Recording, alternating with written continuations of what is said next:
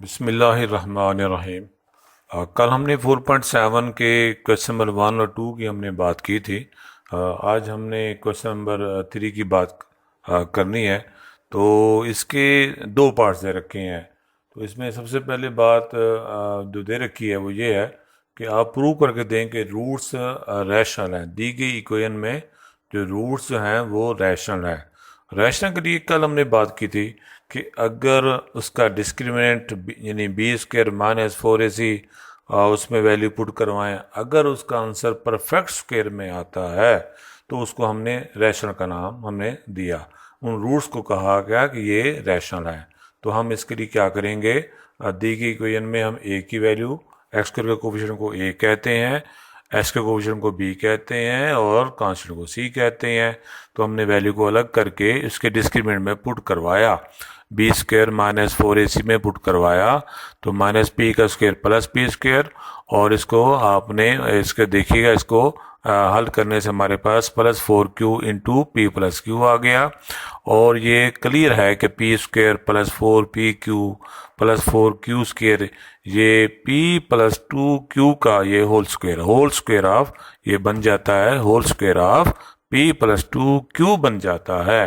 तो इसके जो discriminant B square minus 4ac ये परफेक्ट स्क्वायर में आ जाए तो हम इसके अंदर दी गई इक्वेशन में जो रूट्स होंगे वो रेशनल होंगे। इसका सेकंड पार्ट किया गया है, उसमें भी हमने ए बी सी की वैल्यू को अलग किया और इसके discriminant B square minus 4ac में पुट करवाया। तो आपके सामने इसको सिंप्लीफाई करने से बी की वैल्यू हमारे पास है minus into P minus Q, इसका होल स्क्वायर लिया तो हमारे पास माइनस का स्क्वायर प्लस में होता है, पी माइनस क्यू हमारे पास रह जाता है। और इसको हम सिंप्लीफाई करते हैं, स्क्वायर लेते हैं पी माइनस क्यू का तो P square plus Q square minus 2pq plus 4pq। इसको मजीद हल करते हैं तो हमारे पास ये भी स्क्वायर बन जाता है, किसका square of p plus Q बन जाता है। तो ये भी परफेक्ट स्क्वायर है, इसलिए हम इसको भी कह सकते हैं दी गई इक्वेशन में जो रूट्स होंगे वो रैशनल होंगे। अब हम इसके क्वेश्चन नंबर 4 की बात करने लगे हैं। क्वेश्चन नंबर 4 में हमें दे रखा है कि आप जो है m की वैल्यू को m की जगह पे क्या वैल्यू पुट करवाएं कि रूट्स इक्वल हो जाएं। रूट्स इक्वल उसकी जो कंडीशन थी जो कल बात की थी कि उसका डिस्क्रिमिनेंट अगर जीरो आ जाए, बी स्क्वायर माइनस 4ac अगर हम वैल्यू पुट करें तो उसका आंसर जीरो आ जाए, वो हमारे पास वो इस क्वेश्चन के मुताबिक कि हमने m की वैल्यू को मालूम करके देना है कि m की क्या वैल्यू पुट करवाएं। तो उसका तरीकाकार ये है कि दी गई इक्वेशन में हमने एक्स के कोफिशिएंट को a कहा, एस के कोफिशिएंट को हमने b कहा और कांस्टेंट को हमने c कहा। और रूट्स जब इक्वल हों तो उसका discriminant B square minus 4ac हर सूरत में ज़ीरो होगा। तो हमने इसको ज़ीरो के बराबर पुट करवा देते हैं ताकि हम m की वैल्यू को मालूम कर सकें। तो हमने b की वैल्यू को पुट कराया, a की वैल्यू को, c की वैल्यू को पुट कराया। तो 2b की वैल्यू है 2 इंटू एम प्लस 3, इसका हमने होल स्क्वायर लेने से ये जो स्क्वायर है वो 2 का भी है, ये जो स्क्वायर है वो m प्लस 3 का भी है।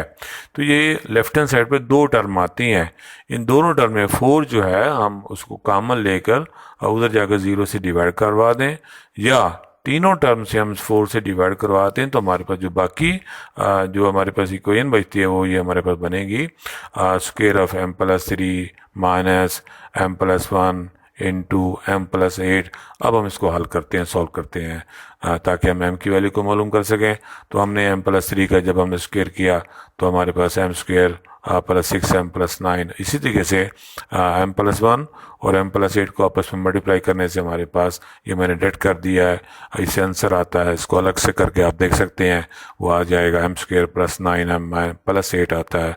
अब हम इसको ब्रैकेट को हम हटाते हैं तो इससे ये होगा कि m square plus 6m plus 9 minus m square minus 9m minus 8। तो हमारे पास m square minus m square आपस में कैंसिल हो जाएंगे और 6m माइनस 9m को सॉल्व किया और प्लस 9 माइनस 8 को सॉल्व किया और यहाँ से हमने m की वैल्यू को 1/3 हमारे पास मालूम कर लिया है, आ गई है वैल्यू। अगर हम चाहें चेक करना चाहें तो दी गई इक्वेशन में हम m की वैल्यू को 1/3 पुट कराते हैं और उसका रूट्स मालूम करेंगे तो देखेंगे डिस्क्रिमिनेंट भी ज़ीरो आएगा और रूट्स हमारे पास इक्वल आ जाएंगे। इस तरीके से इसका सेकंड पार्ट है। सेकंड पार्ट में भी वही बात है कि एक्स स्क्वायर के कोफिशिएंट को हमने ए कह दिया, एक्स के कोफिशिएंट को बी कह दिया, बाकी को हमने कांस्टेंट कह दिया। और चूंकि हमें कहा गया कि रूट्स इक्वल हों तो उसके लिए एम की वैल्यू क्या हो, इसलिए ज़रूरी है कि बी स्क्वायर माइनस फोर इसी को ज़ीरो के बराबर हमने पुट करवा दिया। और इसको भी वैसे सॉल्व किया जैसे ऊपर वाले पार्ट्स में हमने किया कि -2 का स्केल लेने से +4 आता है और अगली टर्म में भी 4 लाई करता है, और हम 4 कामन लेकर 0 से डिवाइड करवा दें, या यूं कह दें कि 4 से हम डिवाइड करवा देते हैं तमाम टर्म को, एक ही बात है। तो हमारे पास जो बाकी रकम बचती है वो square of 1 + 3m -7 into 3 + 2m। अब हम इसको हल करते हैं। हम 1 + 3m का स्क्वेयर लेने से 1 + 9m² + 6m आता है, और अगली टर्म को हमने सॉल्व किया और इसमें से मज़ीद इसको हल किया तो हमारे पास एक क्वाड्रेटिक इक्वेशन बन जाती है 9m² - 8m - 20 = 0। अब हम इसको फैक्टराइजेशन से हम इसको सॉल्व करते हैं ताकि m की वैल्यू को मालूम कर सकें। और अगर हम याद रखिएगा 9 को अगर -20 से मल्टीप्लाई करते हैं तो -180 आता है, और हमें पेयर बनाने हैं, ऐसी वैल्यू लेके आनी है कि दो टर्म, ताकि हम ऐड करें तो -8m आए और मल्टीप्लाई करवाएं तो -180m² आए। तो वो दो टर्म कौन सी हैं, ये साइड पे की कर रखी हैं, वो है -18m और 10m। हमने -8m की जगह पर ये जब दो ये टर्म रखी। अब हम अगले स्टेप में चलते हैं। हम 9m कॉमन ले सकते हैं और आखिरी दो टर्म में से, तीसरी चौथी टर्म में से हम 10 कॉमन ले सकते हैं। तो आप देखिएगा m-2 फिर हमारे पास कॉमन बन जाएगा इन दो टर्म में से। हमने m-2 फिर हमने कॉमन ले लिया और फिर हमारे पास दो फैक्टर बन जाते हैं। इनको बारी बारी 0 के बराबर हम बराबर पुट कराने से ये हमारे पास m की वैल्यू आ जाती है। तो ये हमारे पास क्वेश्चन नंबर 4 भी मुकम्मल हुआ चाहता है। अब हम क्वेश्चन नंबर 5 करते हैं। तो आपको ये समझना होगा कि question number 5, question number 6, question number 7, question number 8, इन तमाम सवालों को करने का एक ही तरीका है, एक ही मेथड है। तो अब इसको समझिएगा। क्वेश्चन नंबर 5 जो हमें दे रखा है, इसमें कहा गया है कि आपके पास अगर रूट्स इक्वल हैं तो फिर हमारे पास कंडीशन c² = a² × 1 + m²। तो इस क्वेश्चन को करने के दो तरीके हुआ करते हैं कि हमारे पास जो यहाँ मेथड जो लगाया गया है वो ये है कि हम इसके रूट्स को इक्वल कर लेते हैं, यानी उसके डिस्क्रिमिनेंट को 0 के बराबर हम पुट करा लेते हैं। वहाँ से जो उन्होंने कंडीशन कही गई है वो हम मालूम कर लेते हैं।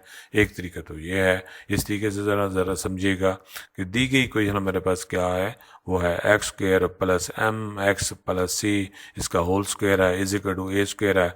हम लेफ्ट हैंड साइड को हम सॉल्व करते हैं, दाएं साइड को भी हम, दाएं साइड वाली टर्म को भी हम लेफ्ट हैंड साइड पर ले आते हैं ताकि ये इक्वेशन स्टैंडर्ड फॉर्म में आ जाए।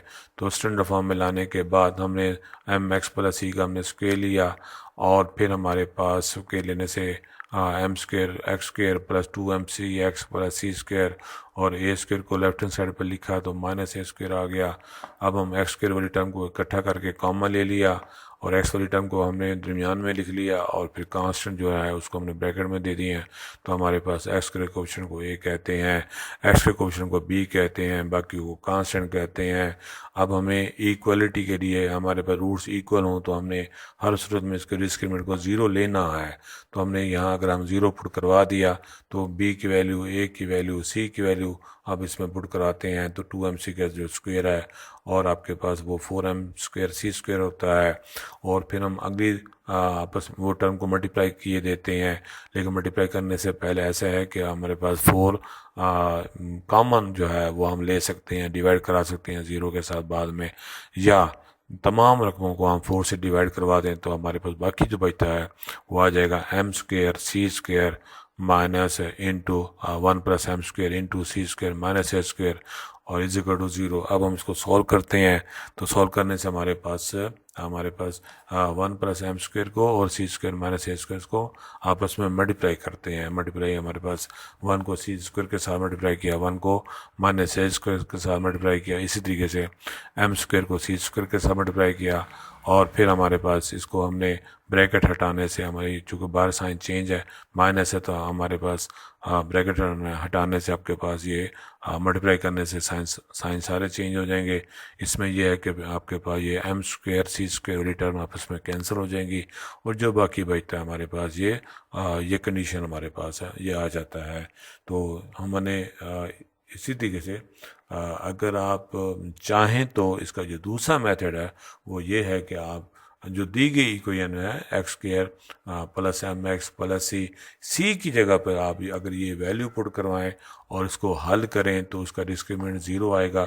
वो थोड़ा सा मुश्किल हो जाता है, स्टेप ज़रा लेंथी हो जाता है, सिम्प्लीफिकेशन ज़रा करना ज़रा मुश्किल है। इसलिए ये इस मेथड से भी हम ये बात कर सकते हैं कि हम इसके रूट्स को इक्वल लेकर और वो जो कंडीशन हमें कही गई है वो हम प्रूव करके दे सकते हैं। तो बात एक ही है। क्वेश्चन नंबर 7 जो है, क्वेश्चन नंबर 6, 7, 8 वो बताया है कि वो भी एक जैसे ही हैं। तो क्वेश्चन नंबर 7 हल किए देते हैं। तो क्वेश्चन नंबर 7 में हमें क्वेश्चन दे रखा है X square over A square plus M X plus C, इसका जो whole square over B square है। तो हम सबसे पहले इसको सॉल्व करते हैं। तो सोल्यूशन में नीचे लिखा हुआ है कि सबसे पहले इसको स्टैंडर्ड फॉर्म में लाने के लिए हम ऐसा करते हैं कि ए स्क्वायर बी स्क्वायर से तमाम रकमों को आपस में मल्टीप्लाई किए देते हैं।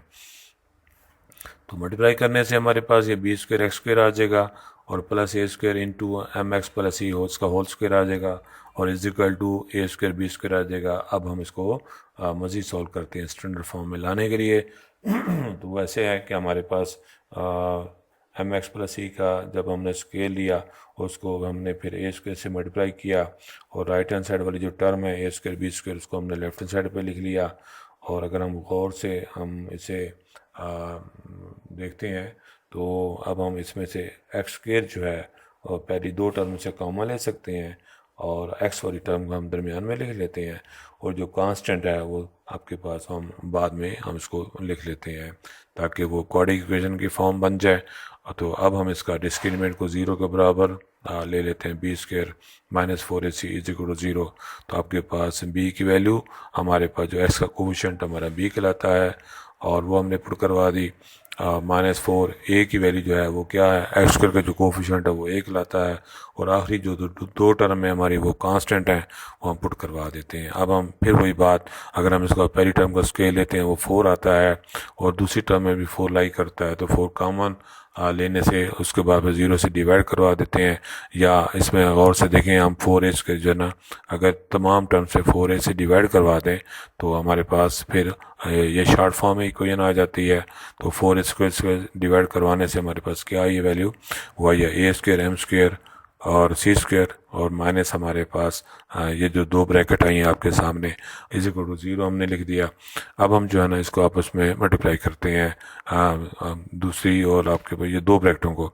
तो B square plus A square M square को सी स्क्वायर माइनस बी स्क्वायर से मल्टीप्लाई किया तो हमारे पास ये 4 टर्म आ जाती हैं और फिर ब्रैकेट हटाते हैं साइन बार चूँकि माइनस का है तो हमारे पास माइनस को मल्टीप्लाई करते हैं तो सारे साइन चेंज हो जाएंगे। इसमें हमारे पास ऐसा है कि ए स्क्वायर एम स्क्वायर और सी स्क्वायर ये वाली टर्म जो है आपस में ये कैंसिल हो जाएगी चूँकि एक प्लस में है एक माइनस में है तो ये कैंसिल हो जाएंगी। बाकी जो रकमें बचती हैं उसमें हमने फिर लिख दिया माइनस बी स्क्वायर और C square plus B4 plus A square B square M square. अब हम फिर इसमें से बी स्क्वायर से हम डिवाइड करा सकते हैं ताकि मज़ीद इस इक्वेशन को हम शॉर्ट कर सकें। तो ऐसा करने से हमारे पास आ जाता है minus C square plus B square plus A square और एम स्क्वायर। तो सी स्क्वायर को हम एक साइड पे ले जाते हैं और बाकी दो टर्म को एक साइड पे रहने देते हैं। तो यही हमने प्रूव करके देना था। तो हमारे जो क्वेश्चन नंबर 8वां है वो भी ऐसे ही करना है। तो ये मैंने अपना मोबाइल नंबर फिर से लिख दिया है, व्हाट्सअप नंबर मैंने लिख दिया है। तो अगर आपको इससे हमने 4.1 से लेकर ये 4.7 हमने ये मुकम्मल हो गई है तो इसमें किसी भी एक्सरसाइज में कोई सवाल जो है कोई थ्योरी की कोई बात करनी हो किसी भी लिहाज से अगर कोई सवाल ना समझ आया तो आप प्लीज़ मुझे आप कह सकते हैं। रोज़ाना मैं आपसे यही कहता हूँ कि अगर कोई समझ नहीं आई तो आप मुझे रिस्पॉन्ड कीजिएगा, बताइएगा ताकि मैं आपको इसका जवाब दे सकूँ। Thanks so much. इंशाल्लाह कल हम जो है 4.8 एक्सरसाइज की बात करेंगे। Thanks so much. अस्सलाम वालेकुम।